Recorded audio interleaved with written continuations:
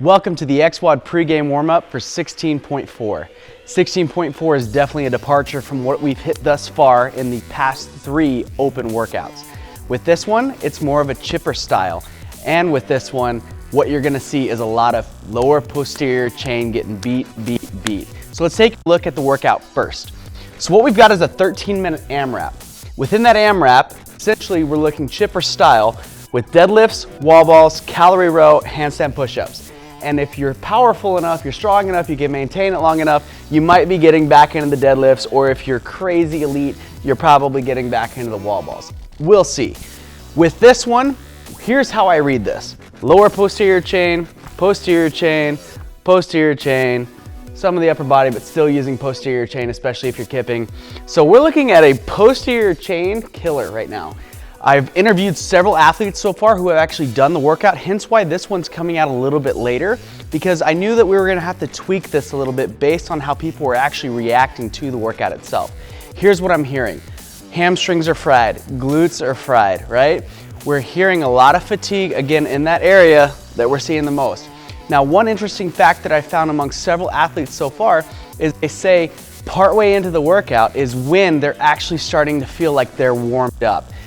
We don't want this to happen. We want to be warm going into it. That way the pace that we start with can continue, and rather than building up, peaking, and then potentially dropping off. So with that being said, we want to hit the central nervous system early and hard so that it is awake, alert, and ready to go. We want to avoid any potential issues where you're not actually feeling it or actually getting into it hard until partway into the workout. We need to avoid that. Here's how to attack this. One of my favorite ways to attack the central nervous system, especially when you need like a quick wake up, get ready to go without taxing the CNS too much, is gonna be getting on an Airdyne, a Schwinn, a stationary bike, what have you. And what we're gonna do is we're gonna be doing sprints. We're gonna be doing heavy, fast sprints, and we're gonna keep that in a time domain of 8 seconds at max. So what we're looking for is 8 seconds of absolute max effort work on that bike. Now, we're gonna toggle that with one of my favorite hip-related, lower posterior chain-related movement, which is the kneeling jump. The kneeling jump's been around a long time. It comes from the late 1800s from Russian dancers who became weightlifters, and they meshed the two sports together, and boom, we have the kneeling jump. Now with the kneeling jump, it's awesome because it triggers the body to be ready to do work. And the amount of work that you're gonna be doing in 16.4 is pretty loaded. With that being said, we've got to be awake and ready to go when we hit this one full steam. So with this one, the way we're gonna do this is we're gonna go for 5 sets yet again, but 5 sets of 8 seconds worth of work, all right? So if we check out the board, what we've got is 5 by 8 seconds and then our 2-1-2s at the bottom. We're gonna hit that Airdyne and or stationary bike, 8 seconds of hard work directly into our kneeling jumps. For our kneeling jumps for our double set, what we're gonna be doing is hitting a regular kneeling jump. Now for those of you that are more advanced and do these from time to time, especially my XWODers that have been with it since the beginning, we're gonna want to actually make it a little bit more difficult. So you can grab PVC and or light bar and you can do a clean or a snatch or a split clean, what have you, as your first piece. But when we go into, after we hit our rest and go into our second set, we hit another 8 seconds directly into our kneeling jump. On that kneeling jump, what I want for your single for today is going to be either a medicine ball wrapped, bear hugged, right? And or if you're already using the bar, obviously load up the bar a little bit heavier. Again, we're focusing on big hip extension, whether that's with the ball or the bar. We want to hit hip extension. Don't negate the movement and not get great hip extension. We want a fast hip extension and a very quick recoil with this movement. Again, we're toggling back and forth 8 seconds on max effort directly into 2 jumps.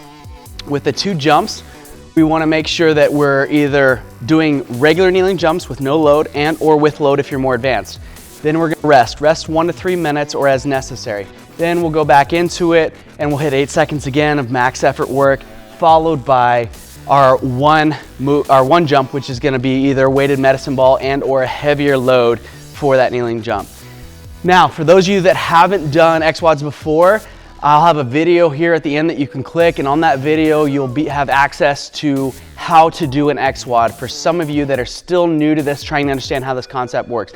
And of course, as always, if it starts to feel like work, shut it down, cut it off, right? Recover, get ready for the workout itself. There's a reason why we're not hitting deadlifts or even heavy wall ball shots or even pulling hard on the rower.